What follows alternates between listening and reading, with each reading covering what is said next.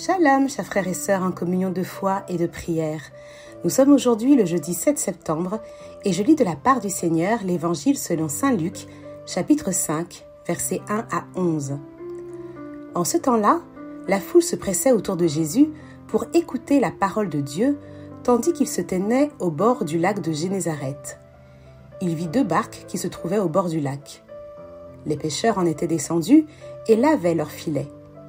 Jésus monta dans une des barques qui appartenait à Simon et lui demanda de s'écarter un peu du rivage. Puis, il s'assit et de la barque, il enseignait les foules. Quand il eut fini de parler, il dit à Simon « Avance au large et jetez vos filets pour la pêche. » Simon lui répondit « Maître, nous avons peiné toute la nuit sans rien prendre, mais sur ta parole, je vais jeter les filets. » Et l'ayant fait, ils capturèrent une telle quantité de poissons que leurs filets allaient se déchirer. Ils firent signe à leurs compagnons de l'autre barque de venir les aider. Ceux-ci vinrent et ils remplirent les 2 barques, à tel point qu'elles enfonçaient.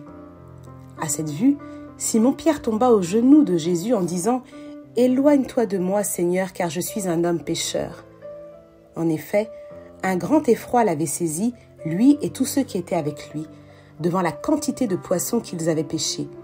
Et de même, Jacques et Jean, fils de Zébédée, les associés de Simon.